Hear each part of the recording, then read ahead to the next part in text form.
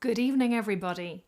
My name's Claire Dawson, and it's my privilege to welcome you, on behalf of the Baha'i community of Ireland, to the story of Bahá'u'lláh, performed by our very own Luke Slot and live streamed from AP Studios here in the Dublin Mountains. The programme will last for about an hour and 15 minutes. Bahá'u'lláh, the founder of the Baha'i faith, brought a message of hope and unity for humanity, so crucial in these times. You're going to learn more about Bahá'u'lláh through the course of the concert, so I won't say more right now. But if you do want to find out more about the Baha'i community in Ireland, please check out our website at baha'i.ie. And for more information about the Baha'i faith generally, go to baha'i.org. And now for me to introduce Luke Slot. Luke is a composer and singer-songwriter from Ireland. He was born in Dublin into a musical family and started playing at an early age, learning the guitar and trumpet from his father and studying piano at the Royal Irish Academy of Music. He has released a number of vocal and instrumental albums and has toured extensively, giving concerts and music workshops in over 20 countries.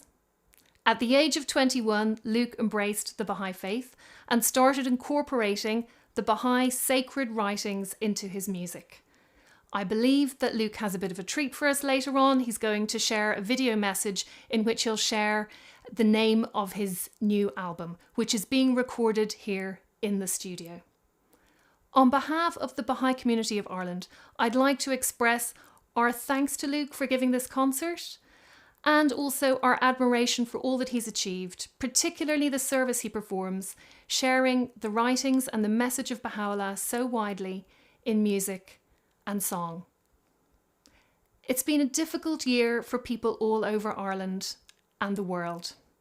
So if you're able, I invite you to take some time out now, settle down, and immerse yourself in this musical journey.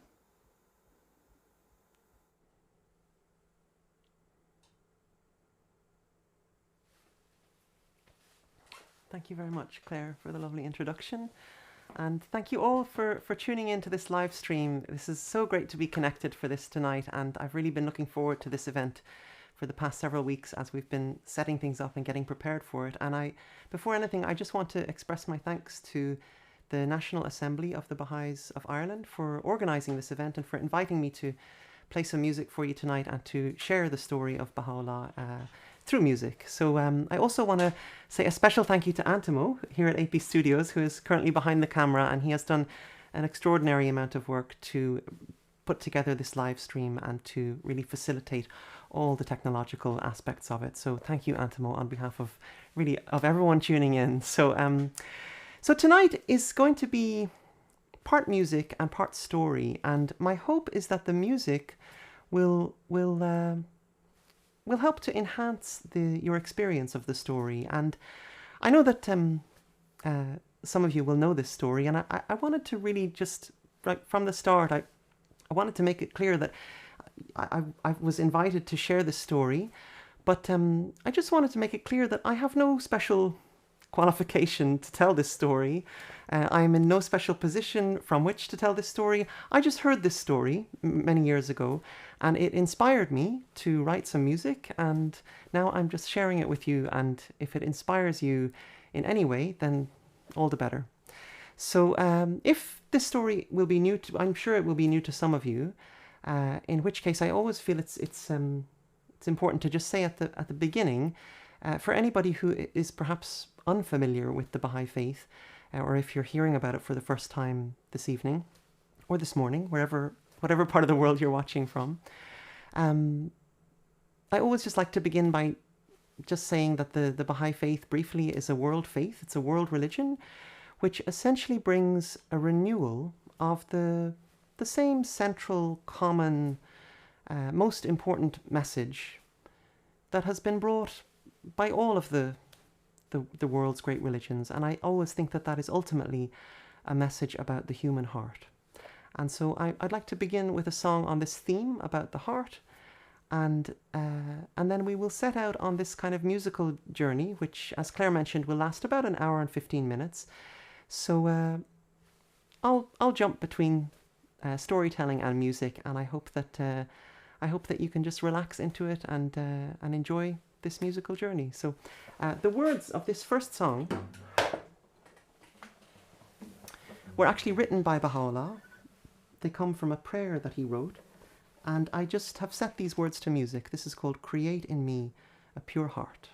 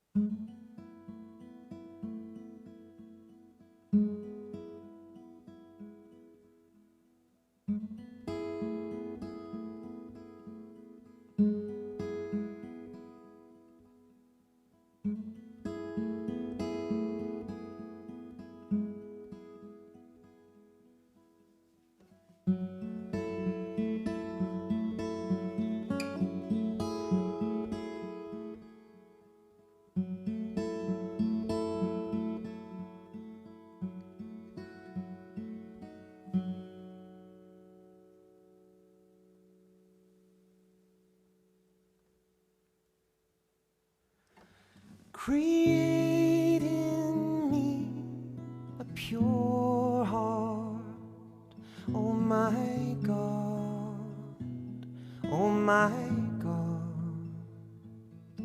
and renew a tranquil conscience within me, oh my hope, through the Spirit of power, confirm thou me in thy cause. Oh, my best beloved, confirm thou me in thy cause, and by the light of thy glory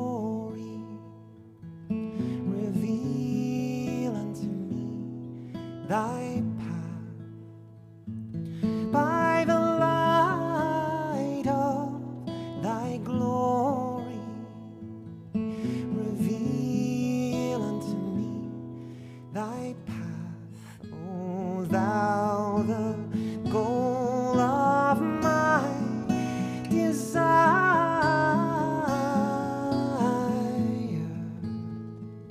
and through the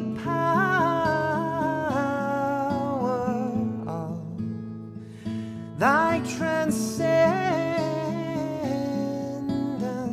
might, lift me up unto the heaven of thy holiness, O source of my being, and by the breeze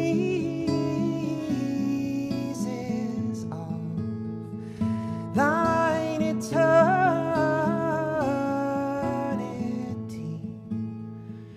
gladden me, O thou who art my God. Let thine everlasting melodies breathe tranquility on me, my companion. Let the riches of thine ancient countenance deliver me from all except thee, oh my Master, oh my Master. And let the tidings of the revelation of thine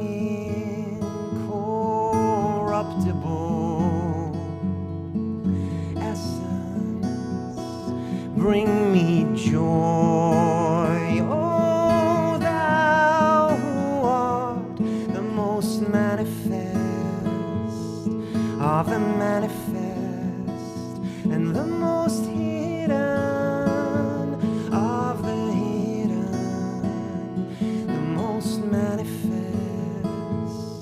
of the manifest, and the most hidden of the hidden of the hidden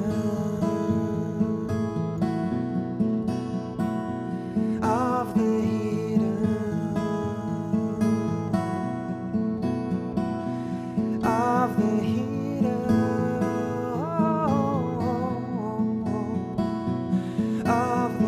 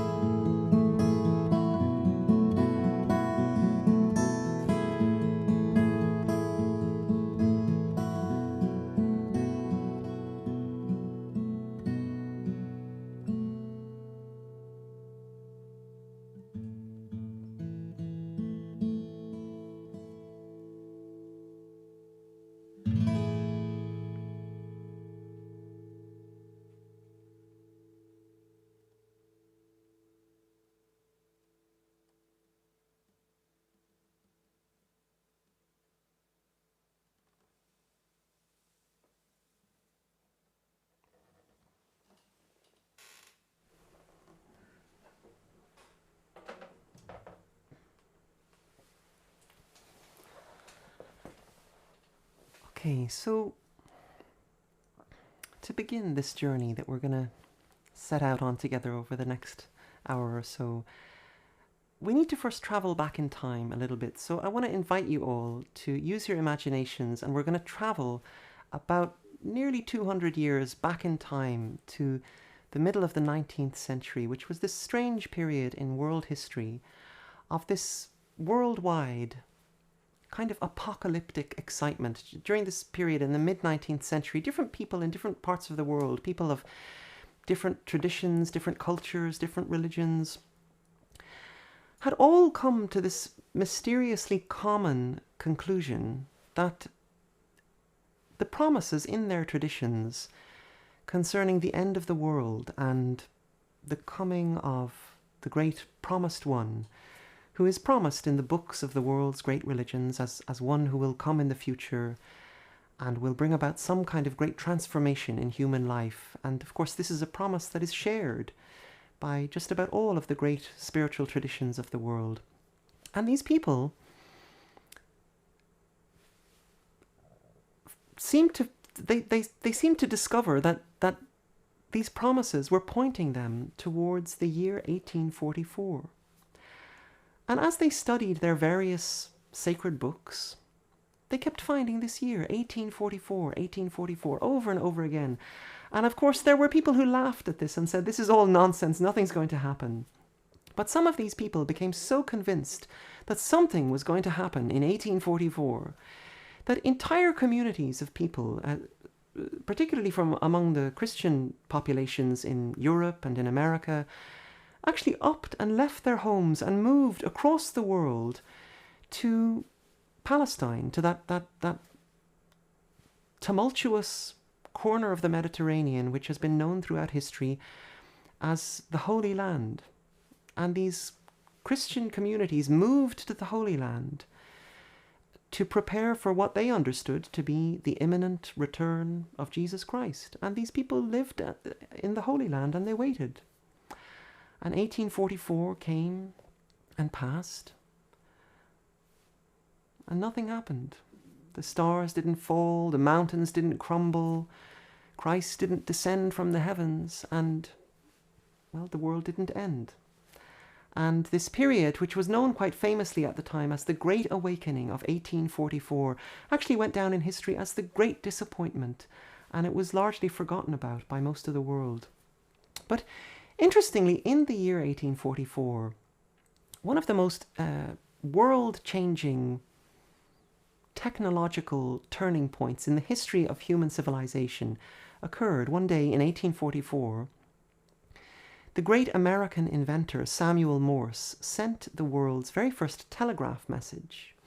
And this day, this moment that Samuel Morse sent this lightning speed new form of communication, which really just shrunk the world in an instant, this moment in some ways marked the end of the world as people knew it, and the beginning of the world that we all now live in, not just with telegraphs, but with telephones and televisions. And now here we all are sitting together from around the world, connected in real time through this technological revolution, which now has us all connected by the internet. All these things in some ways began at that moment of just unprecedented technological advancement. Now, strangely, on that very day in 1844, as Samuel Morse was revolutionizing the world with his new communication machine, a young man on the opposite side of the planet, in Iran, or Persia as it was known at the time, made an announcement that humanity as a whole was in fact entering a new stage of its history, not just technologically, but also spiritually.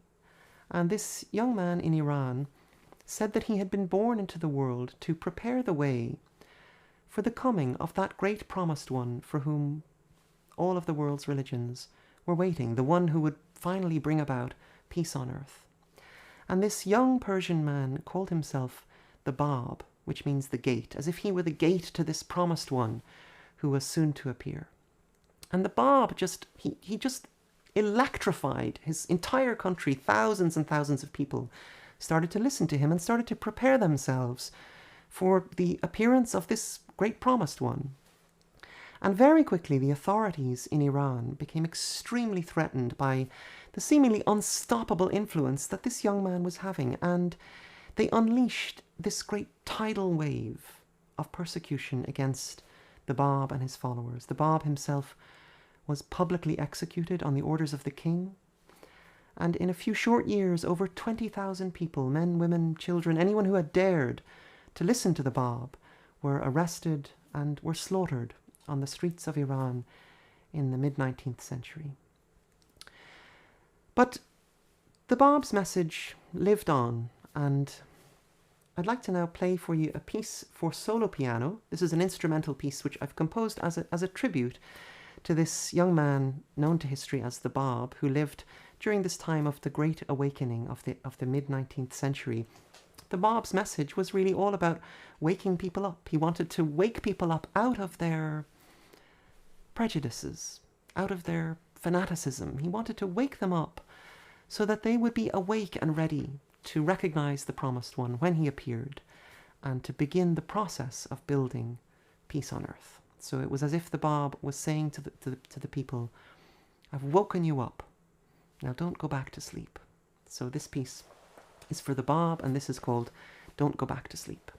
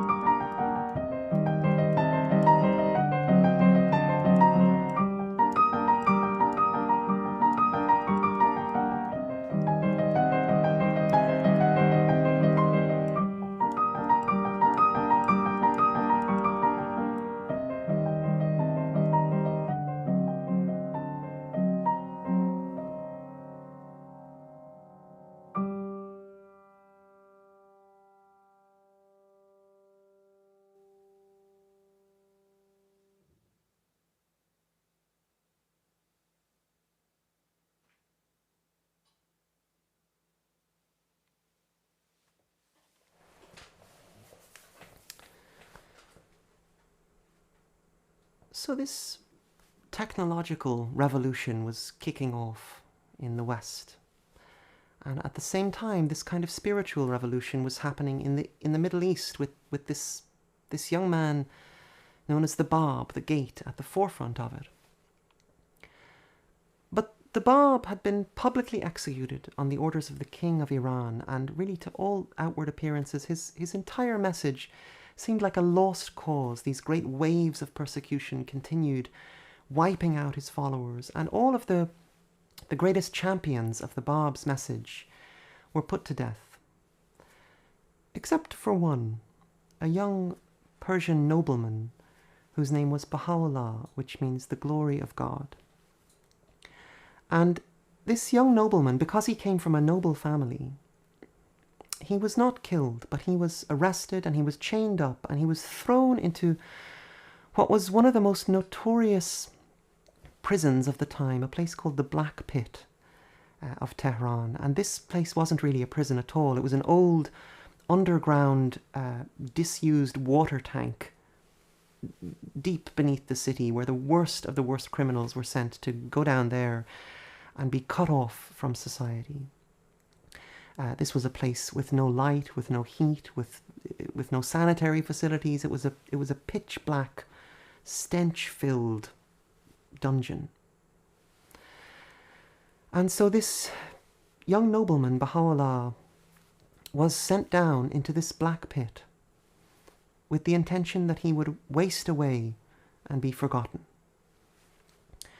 And down there, in this underground dungeon, where he was 4 stories underneath the earth and chained by his neck to the floor,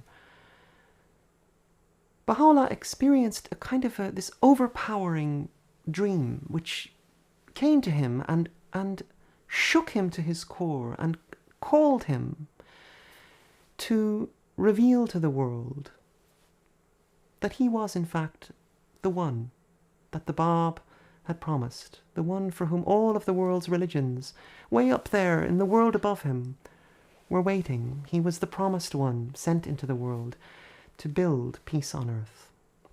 And yet, there he was, locked up in this underground dungeon in chains. But after having survived for 4 months as a prisoner of the Black Pit, Bahá'u'lláh was released on the condition that he would leave his homeland and never return. And so he, along with his family, his wife, his children, were banished from Iran. And they were sent in exile to Iraq, where they slowly began to try and rebuild their lives in the city of Baghdad.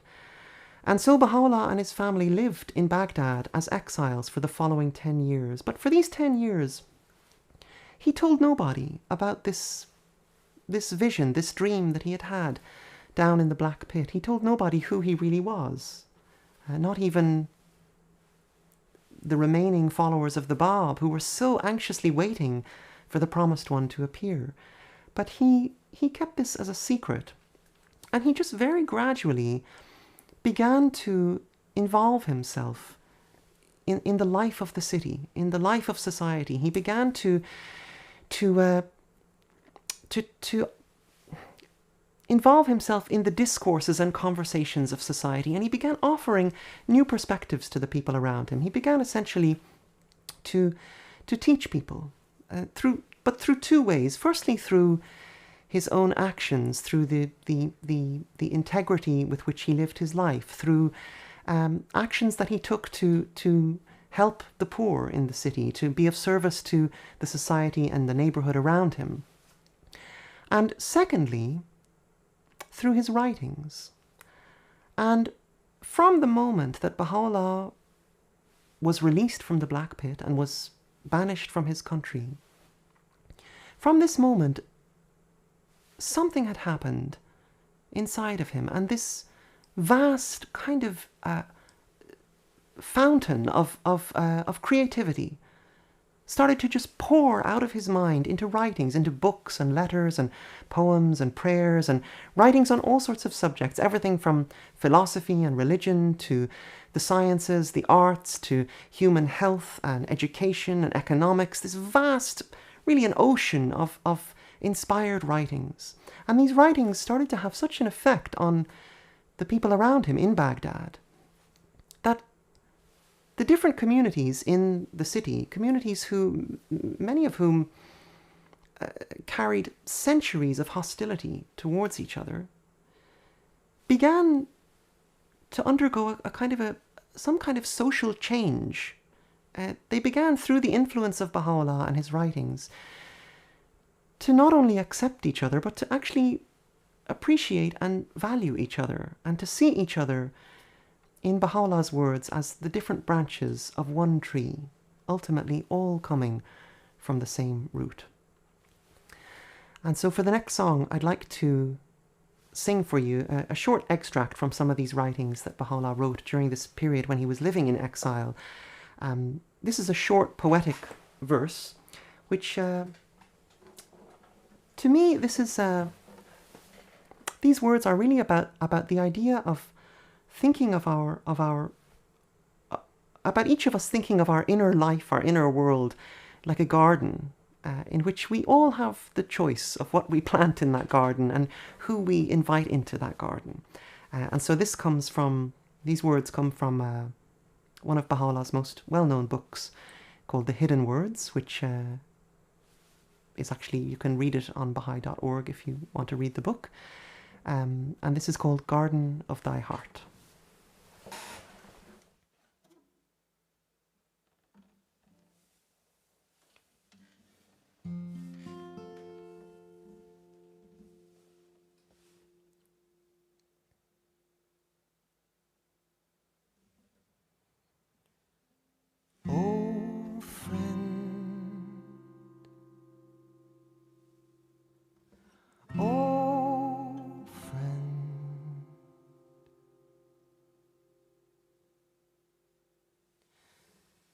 In the garden of thy heart, plant not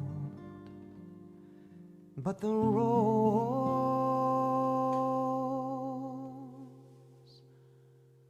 of love.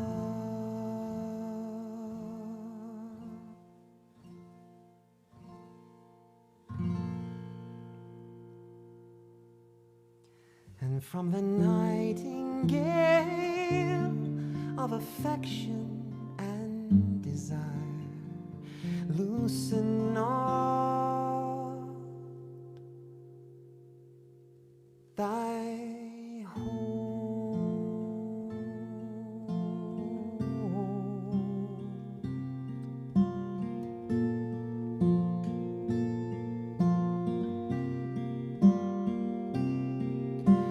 Treasure the companionship of the righteous, and eschew all fellowship with the ungodly. Treasure the companionship of the righteous,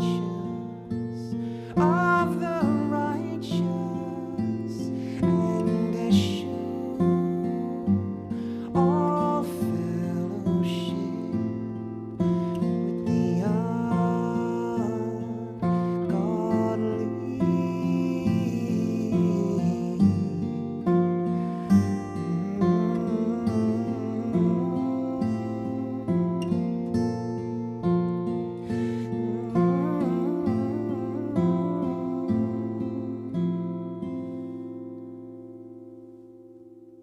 in the garden of thy heart, plant not but the rose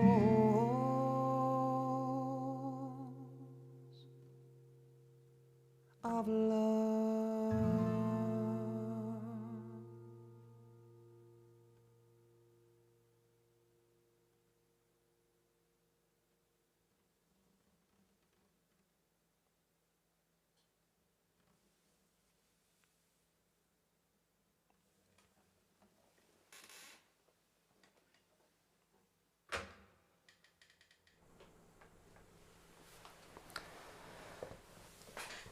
And so these words, these writings of this exiled nobleman, Bahá'u'lláh, began to spread around, first around Baghdad and then all around Iraq. And soon enough, these writings were spreading like wildfire all over the Middle East, which at that time was largely under the rule of one of the most powerful, most opulent, and really most corrupt empires in the history of the world, the Ottoman Empire.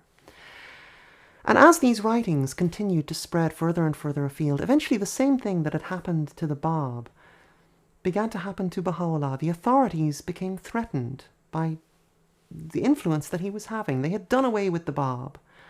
But now here was this exile, Bahá'u'lláh, who was having, it seemed, an even greater impact on people. And they felt very threatened by the kinds of things that he was writing. For example, he was writing, he was teaching people first and foremost that humanity is one,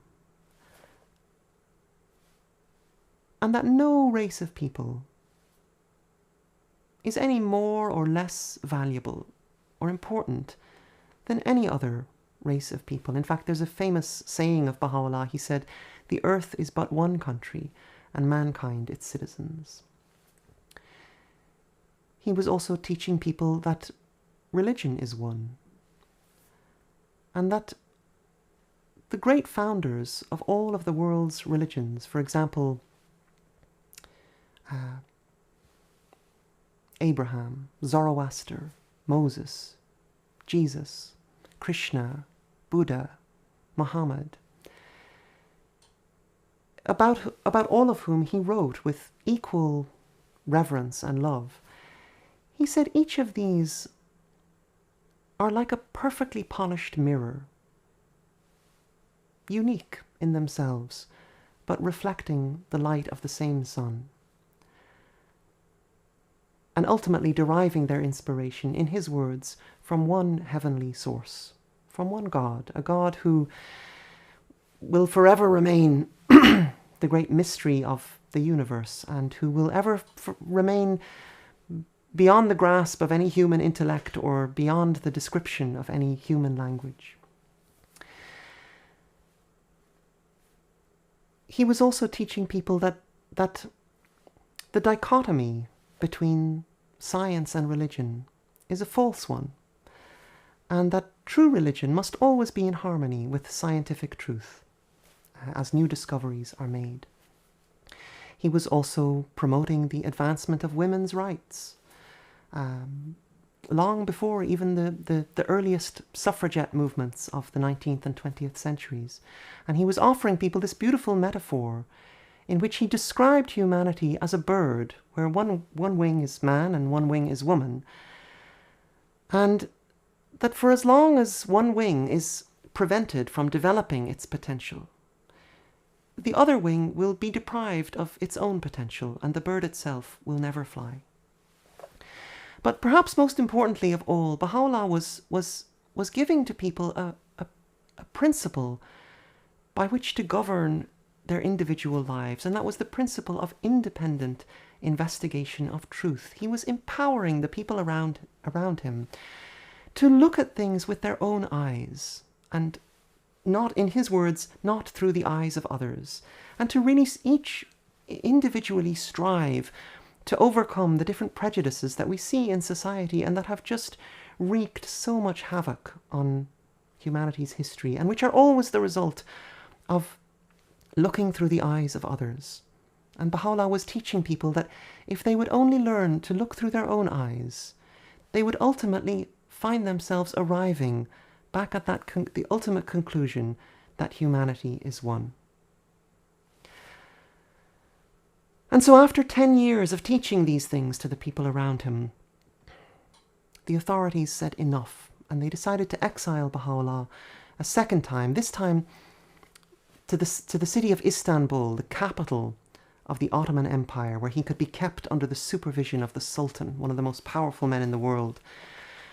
And on the eve of his departure, as he was preparing to leave Baghdad, Bahá'u'lláh gathered his friends in a rose garden in the suburbs of Baghdad, and in this rose garden he finally revealed this secret that he had kept hidden for an entire decade, even though many people had started to quietly guess it already.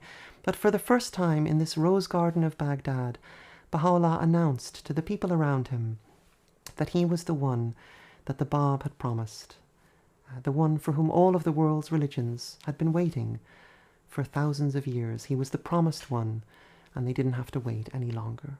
And he said that he was going to deliver to the world a set of tools which would enable humanity to work together and build universal peace. And he said that the great miracle of these tools was that they would finally reconcile the world's religions and bring humanity together as one united family. And so this next piece is for solo piano, and this is called Strange Miracles. And I like to think of this as a kind of a little musical meditation on the idea of building something new.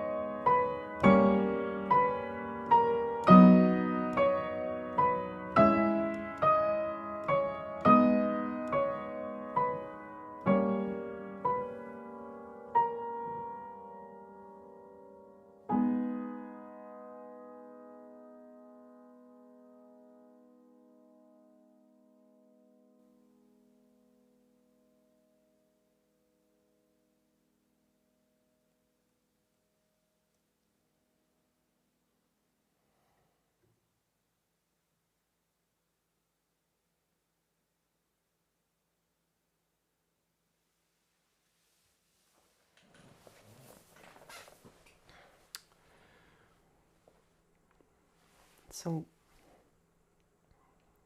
in this rose garden in Baghdad, Baha'u'lláh finally revealed this secret that he was the promised one. And he announced his intention to build universal peace. And he was then immediately shipped off on this second exile from Baghdad to Istanbul, to the seat of the Sultan. And in Istanbul, the same thing happened. More and more people started to hear about Baha'u'lláh. His writings continued to spread. People would read his writings. They would come to find him and meet him, sometimes traveling long distances just to find who was the author of these words.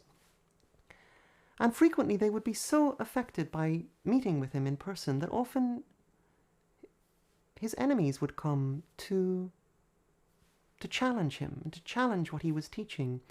And they would leave as genuine friends, utterly committed to contributing their share to the common good. And so the authorities said to themselves, well, this isn't working. And so they decided to exile Baha'u'lláh along with his family a third time, this time pushing him way out to a remote corner of the Ottoman Empire where he would be far away from the major cities of the empire and he wouldn't have access to so many people to spread his writings. And out there, way out on the edge of the Ottoman Empire, this seemingly insignificant place of exile, from this place, Baha'u'lláh began to openly and publicly announce his message to the entire world in the form of letters that he wrote to the world leaders of the 19th century. And he wrote this series of addresses to Queen Victoria in England, to Napoleon III in France. He wrote to the Kaiser of Germany, the Emperor of Austria, the Tsar of Russia. He wrote to the Sultan of the Ottoman Empire and the Shah of Iran. He wrote to the presidents of America, and he even wrote directly to the Pope in Rome. And in these addresses, Baha'u'lláh urged these world leaders to reconcile their differences. He told them to bend their energies towards fostering the education of all the people of the world, and he told them to fix their thoughts on whatever would rehabilitate the fortunes of mankind. In short, he urged them to work together to build universal peace. And he actually gave them a set of instructions, a kind of a blueprint that they could use to build a peaceful, united world, if only they chose to. He told them to think of the world like a human body, where if any member of this body is diseased or afflicted in some way, the whole body will suffer. And he told these world leaders that if they did not recognize this interconnectedness of all the people of the world, they would face grave problems in the years and centuries ahead. But he also told them that even if they all ignored him, it wouldn't matter, and that universal peace would be built. Ultimately, it would be built by the people of the world, little by little, step by step, humble individuals and families in neighborhoods and villages and towns and cities around the world who would commit themselves to making a better world from the grassroots. And so Baha'u'lláh sent off this call to the leaders of the 19th century, this call to universal peace. And in a final attempt to completely remove him from civilization, several of those great superpowers that he had addressed joined forces and exiled Baha'u'lláh a fourth and final time, this time to the most inhospitable corner of the world that they could find, the old prison city of Akka in the Holy Land. And this prison city, this was an old penal colony of the Ottoman Empire. And at the time, this place was so foul and so disease-ridden that the people of the region used to say that if a bird flies over the prison city of Akka, it drops dead out of the sky. And so Baha'u'lláh and his family were sentenced to life imprisonment in the old prison city of Akka, which, strangely enough, looks out across the water to where all those Christians were living and waiting from the beginning of the story. But even from his prison, Baha'u'lláh continued to drive forward this impulse that he had ignited in the world, this impulse for unity and for justice and for universal peace. He continued to drive this impulse forward through his writings, which continued to just ceaselessly pour out of his pen. And after 40 years of exile and imprisonment, having never seen his homeland again, and having really faced up to the superpowers of the world who had tried everything that they could to stop his message from spreading, he delivered his message to the world and very quietly passed away in the Holy Land just at the end of the 19th century, so not so long ago. And so for the next song, I would actually like to dedicate this next song to the Baha'is of Baha'u'llah's homeland, Iran, because essentially Baha'u'lláh left to the world these tools, as I mentioned, these teachings by which people of any background can contribute to the construction of a better world. And sadly, to this day, the Baha'is in Baha'u'llah's own homeland continue to face very dire persecution. But in spite of the difficulties that they face on a daily basis, they are striving as best they can to apply Baha'u'llah's teachings to their lives and to contribute their share to making the world a better place. So I'd like to dedicate this next song to the Baha'is of Iran, and this is called 100,000 Veils.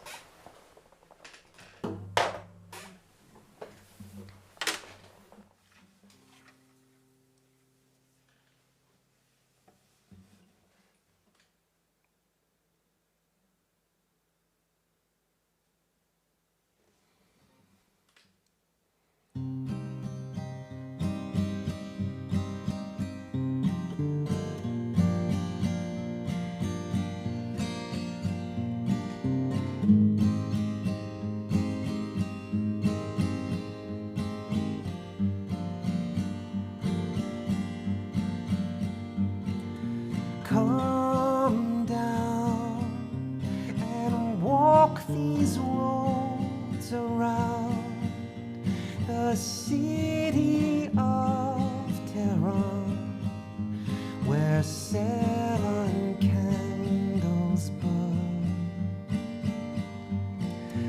Follow me, all you who claim to be possessed of charity, down to the crimson sea.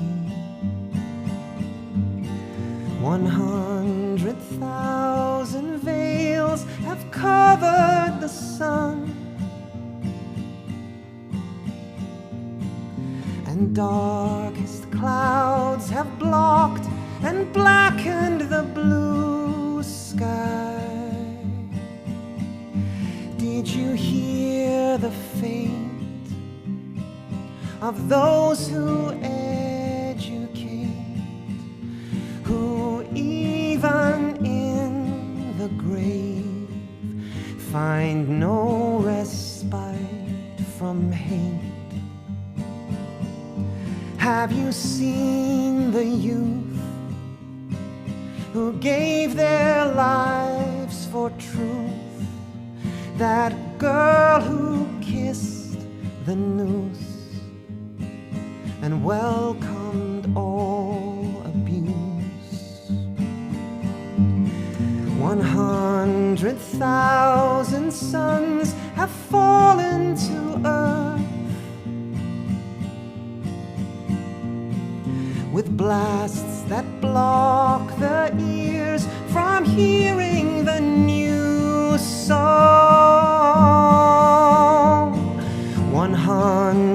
1,000 veils have covered the truth. How many mothers' cries are lost in the tumult.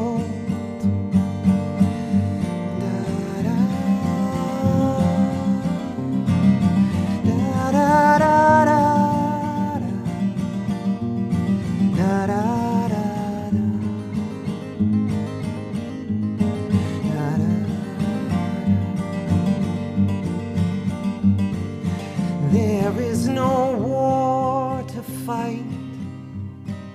You have no sacred right, no holy book to cite to make these wrongs seem right.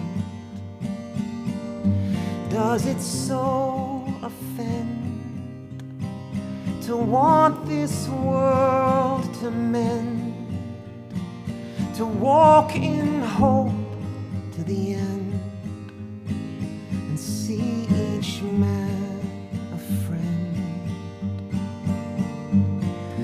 Come down and walk these roads around the cities of Iran, which boast so much to man.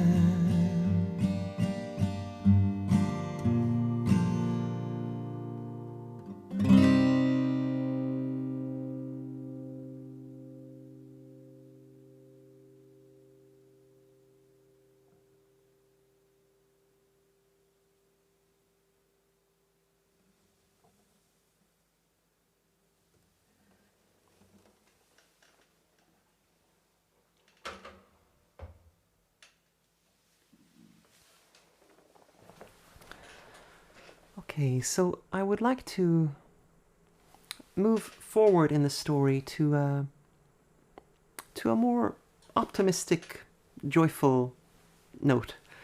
And I'd like to play another piece for solo piano, and the name of this piece is The Laughing Master. And this piece, the subject of this piece is actually connected to a very special event that is taking place next year. In fact, exactly a year from now, at the end of November 2021. And that event is actually the subject of my new album, which I am currently recording at the studio with Antimo here at AP Studios. We've been working away on it over the past few months, and we're going to continue over the coming months.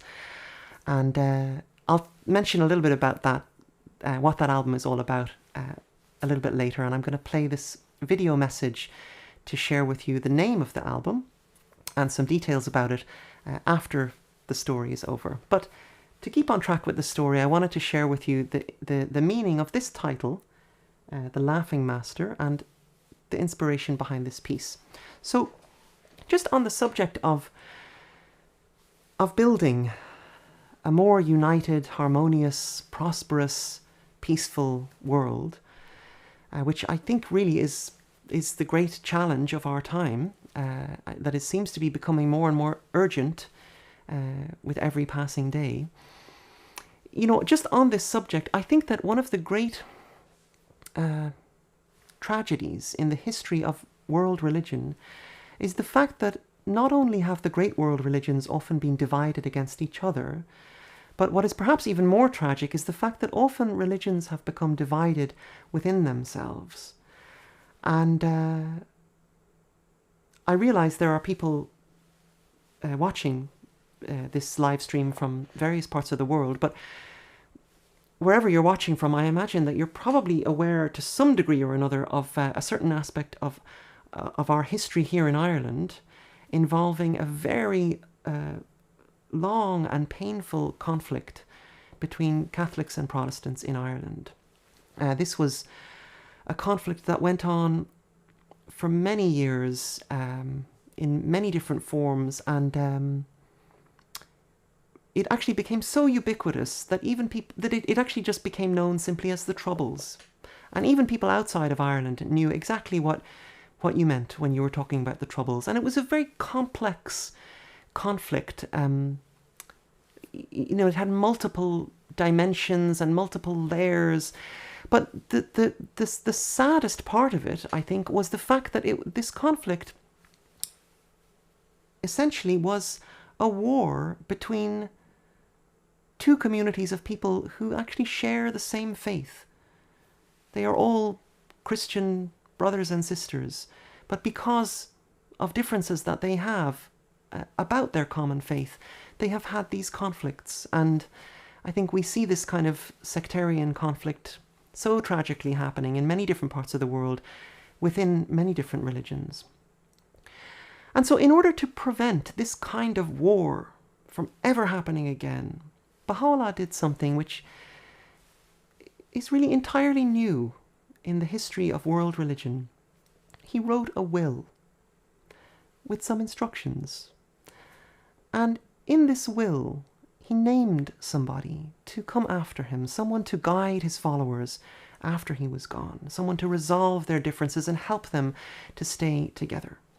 And this person, this successor, was his son, whose name was Abdul-Baha. And Abdul-Baha had actually shared with his father the 40 years of exile and imprisonment ever since he was a little boy. When he was about 9 years old, his father was arrested and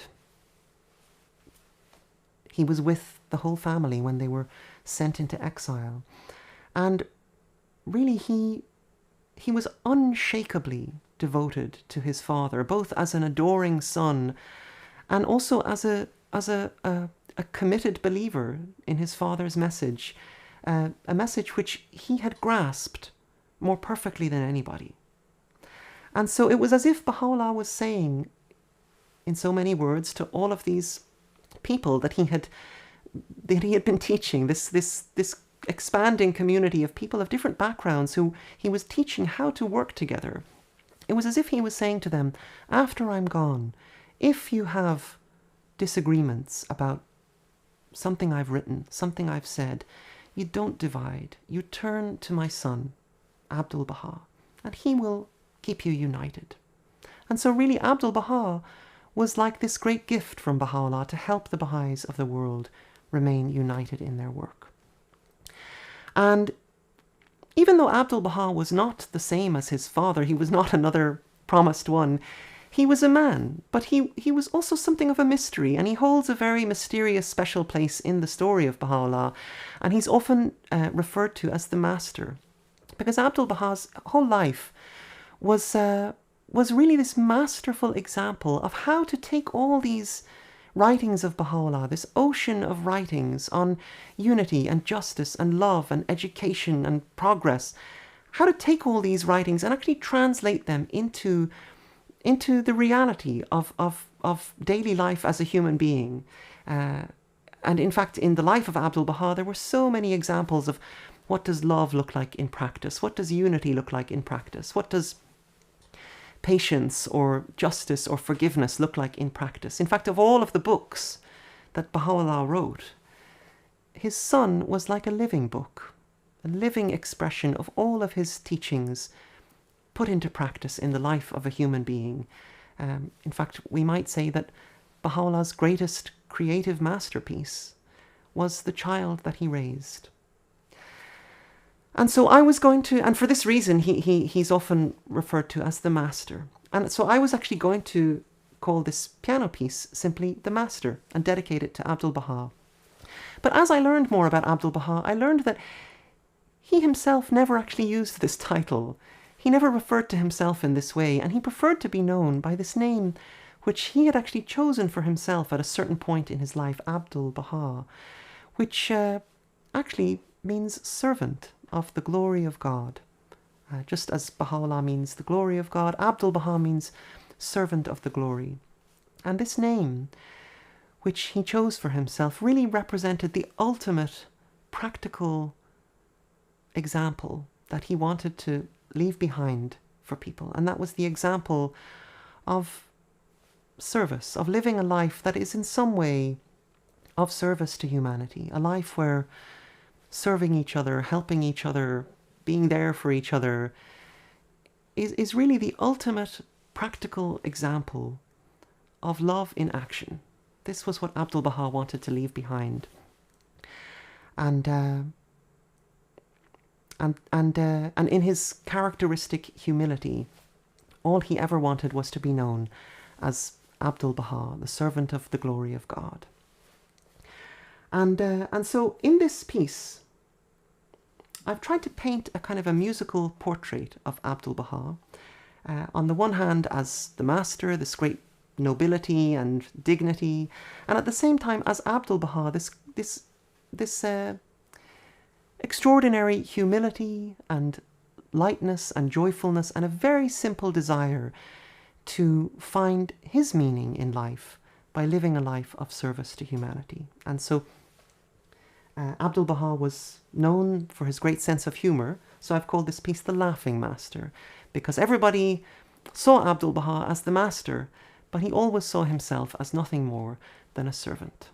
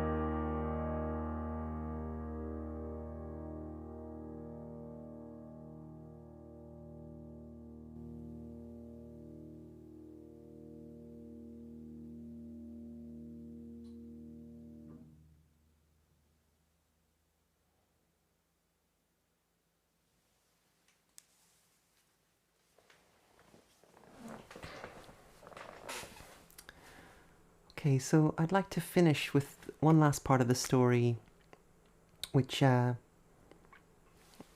includes a few little examples of how Abdu'l-Baha put his father's teachings into practice in his own life. And I hope this gives us a few little glimpses into the character of Abdu'l-Baha as this example of Baha'u'llah's teachings. So,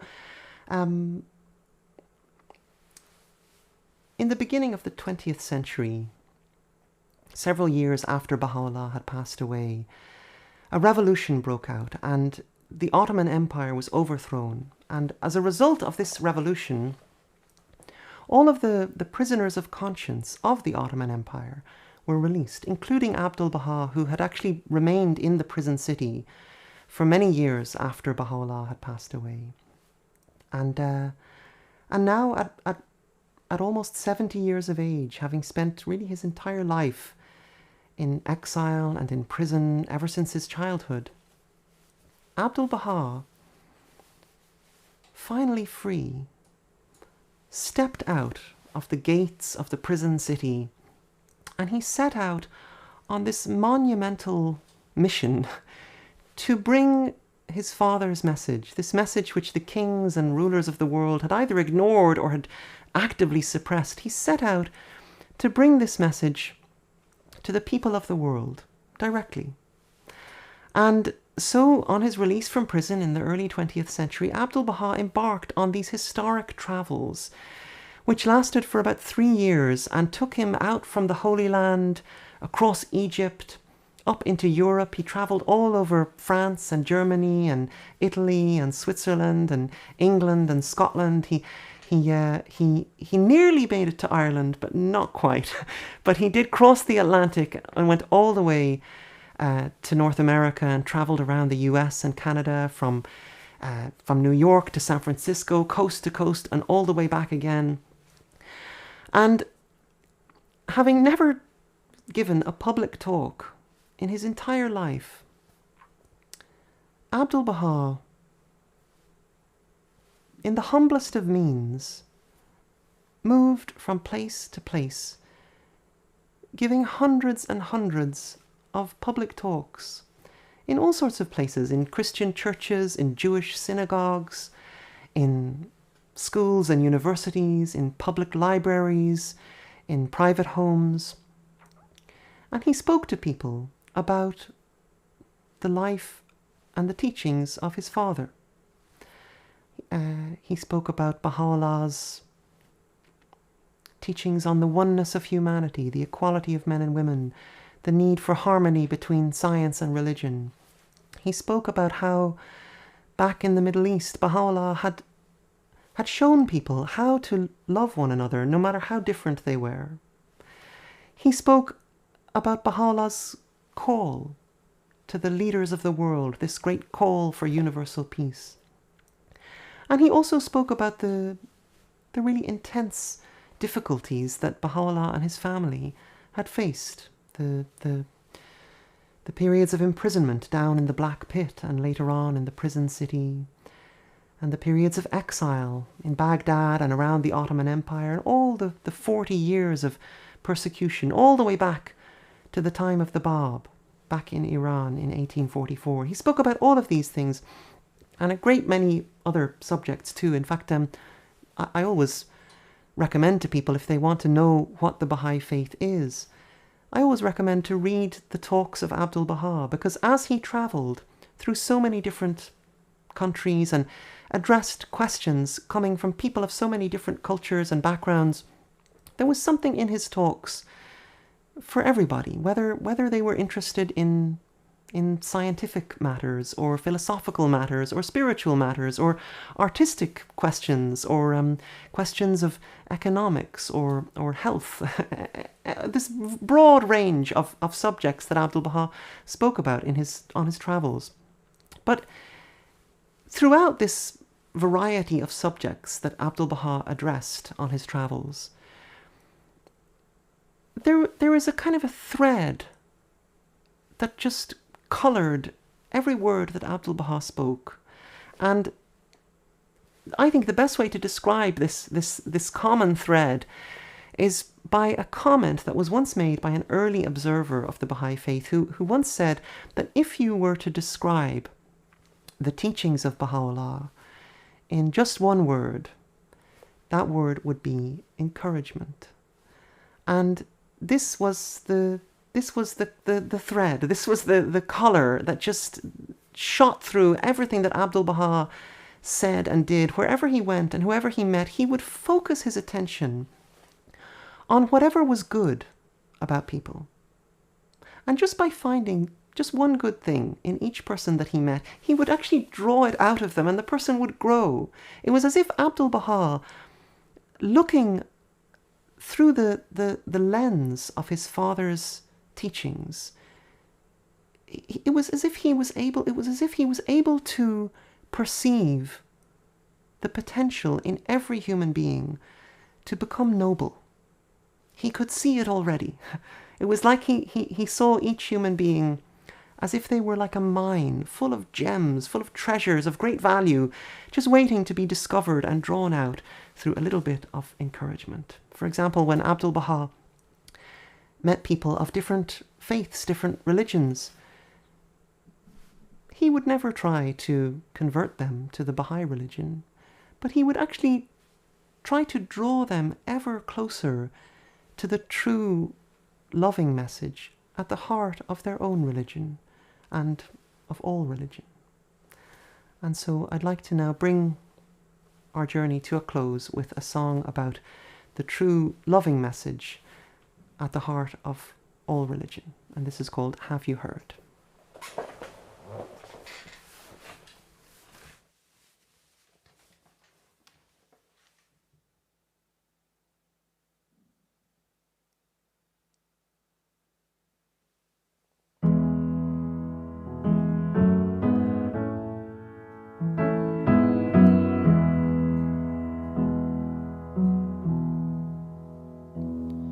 Have you heard of the troubles of Moses?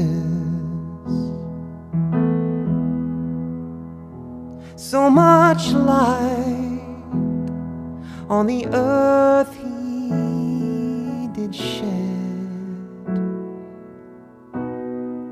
Well, all the people, they rose up against him,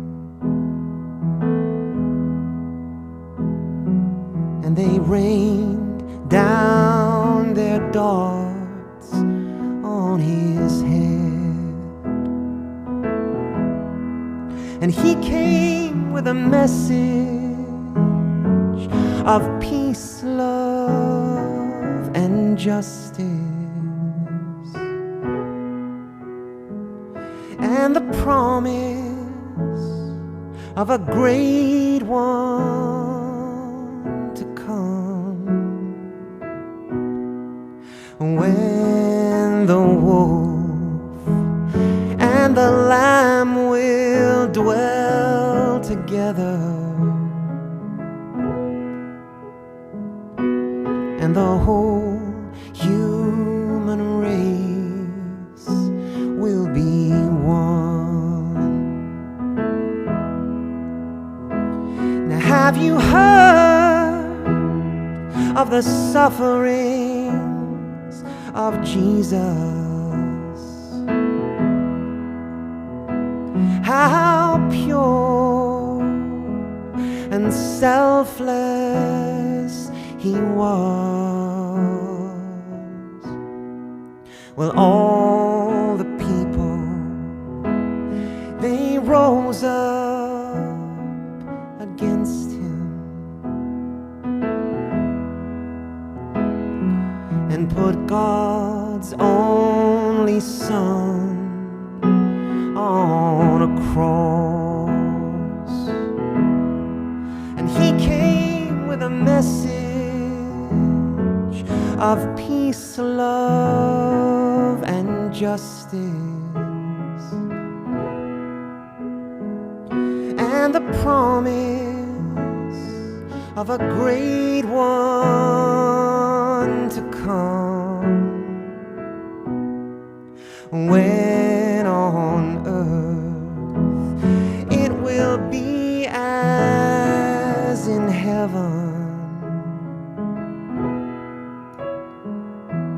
and the whole human race will be one. Now, have you heard of the sorrows of Krishna? When he looked at the sadness of man, well, all the people, they rose up against him and put nothing but sadness in his hand. And he came with a message of peace, love, and justice, and the promise of a great one to come, when peace shall reign on earth forever, and the whole human race will be one. Now, have you heard of the woes of Muhammad? All the bruises and abuses he bore. Well, all the people, they rose up against him, and they closed in his face every door. And he came with a message of peace, love, and justice, and the promise of a great one to come, when all the people will be gathered together, and the whole human race will be one.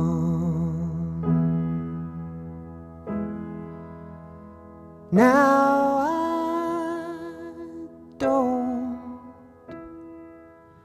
ask you to believe me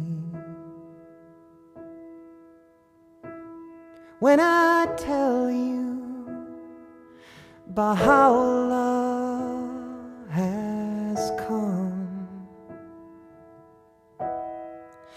I just ask you, my brother, to see me.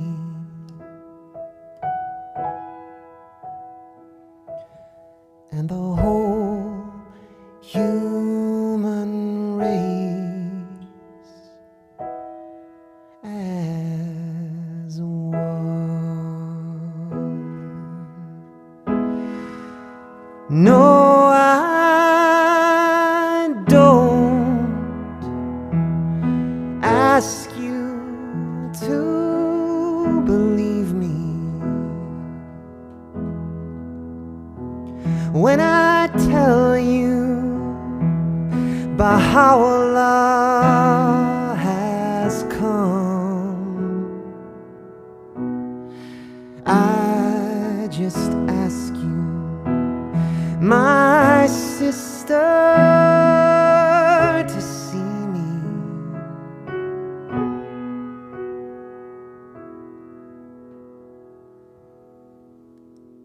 And the whole human race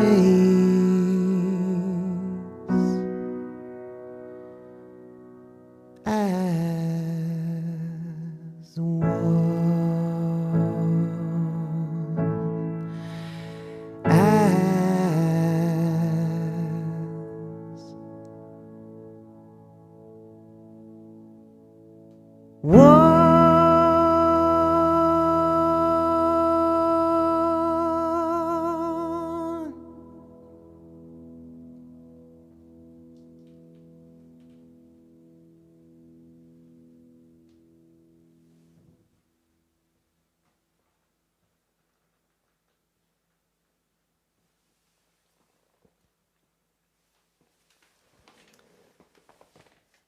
so that brings us to the end of our musical journey through the story of Bahá'u'lláh.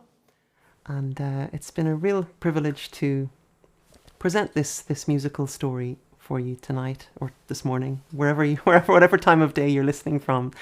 And I wanted to again express my thanks to, really a broad thanks to the Baha'is of Ireland for organising this event, and for inviting me to share this music and this story. And I also wanted to give a special thanks to Antimo here at AP Studios for working so hard to facilitate this live stream. And thank you all for watching. I hope that you enjoyed it. I hope you found something inspiring in it. And the video itself will be posted on YouTube if you feel like sharing it after the event is over. So with that, I will pass it over to Claire for any final remarks. And we're going to show the video about the new album. So stick around for a few extra minutes. So, thank you. I just really want to say thank you very much to Luke for that really beautiful presentation of the story of Baha'u'lláh and the Baha'i faith. I think many of the people viewing, like me, are probably feeling quite moved right now from the words and the music. So thank you again, Luke. Thanks to Antimo and his team here at AP Studios for all the work that went into this live stream, making it possible. And thank you finally to all of you for joining us here tonight live for this really special event. As Luke said, the recording of the concert will be on his YouTube channel and you can share it with your friends and families. As I think Luke made clear in his presentation, Baha'is are active and earnest well-wishers of humanity. We are striving everywhere to build communities where individuals can thrive and develop their capacities to serve the common good. Everyone, people of all faiths and none, are welcome to get involved. For more information, you can go to Baha'i.ie and Baha'i.org. And now I believe we're going to finish off by seeing the video message that Luke has prepared, which shares the title of his new album. So do hang on and have a look at this special video message.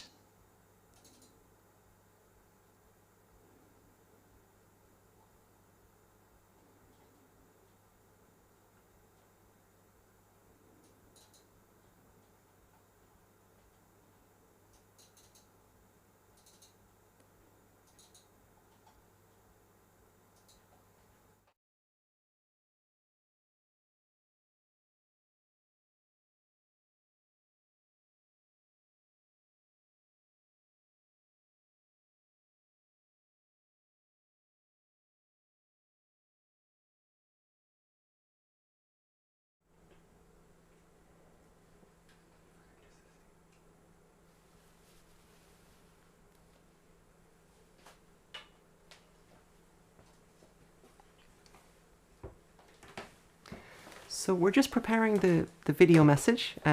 Just bear with us for a couple of minutes. The video message is really about the name of the album, which is coming out next year. And as I mentioned, this album is on the subject of this special event that's taking place next year.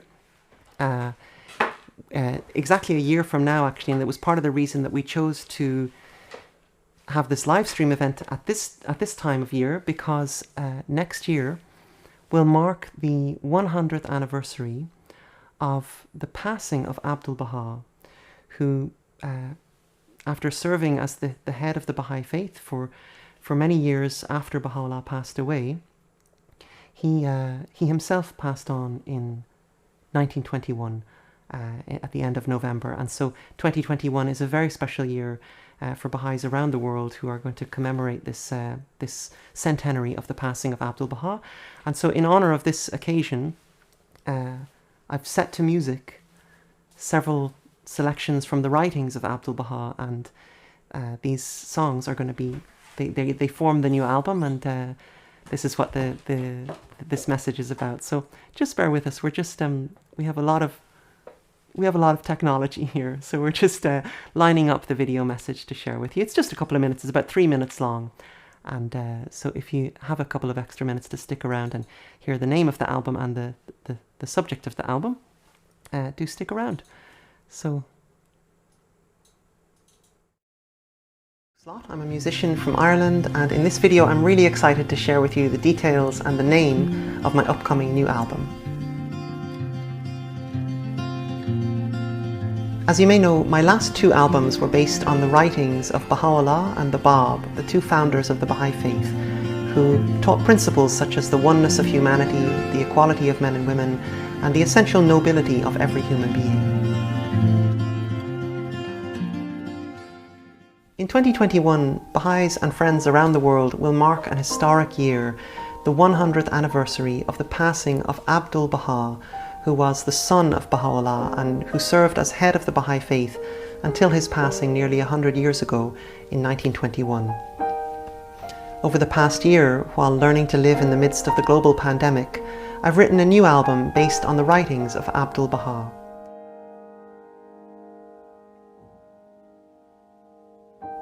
For this album, I have the great honour of working with the brilliant Singaporean composer Xiao-An Lee, who is collaborating with me by composing orchestral string arrangements for the new songs. I can't wait for you to hear these songs and the exquisite string arrangements that Xiao-An has composed for them.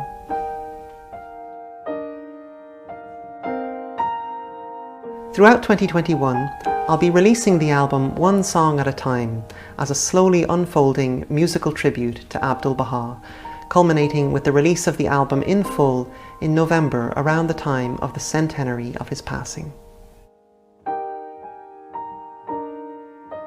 For most of the world, 2020 has been a year at home. But while we've all been sheltering in our homes, it has also been a year in which so many of humanity's most urgent challenges, many of which Abdul Baha anticipated over 100 years ago, are coming to light. Abdul Baha once said of his own home, "My home is the home of light. Whosoever enters here must become illumined." And so this new album, written in his honour, will be called Home of Light. I'm making this album because the writings of Abdul Baha have very much illumined my own life, and I believe that they shed a great deal of light on the challenges that humanity is facing today. If you'd like to be a part of the making of this album and its release in 2021, you can support it by becoming a patron of my music at patreon.com/lukeslott, or you can donate directly to my website at lukeslott.com/donate. But just as importantly, I would be deeply grateful if you would share this video with your friends and networks to help spread the word, with the hope that this new album might shed a little bit of light into all our homes in 2021.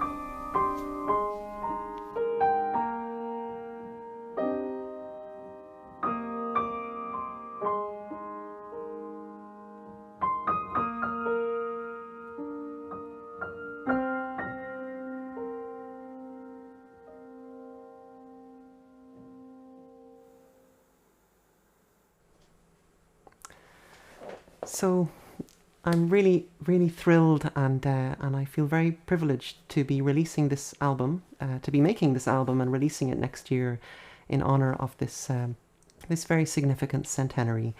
So I look forward to sharing the new songs with you, and as I mentioned in the video, the songs are going to be released one at a time throughout 2021 as this ongoing tribute to Abdul Baha, culminating with the release of the album in November, around the time of the centenary. So hopefully we can really make the most of this year to spend time learning about the life and legacy of Abdul Baha, and the really extraordinary contribution that he made to humanity's history and future.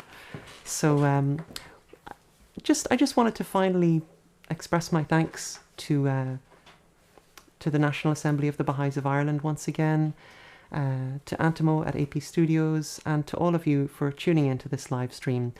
And with that, I look forward to the next time we can connect. Hopefully we can connect in person before too long. So it seems like there are promising times ahead, and I look forward to seeing as many of you as possible in the near future. Thank you for watching.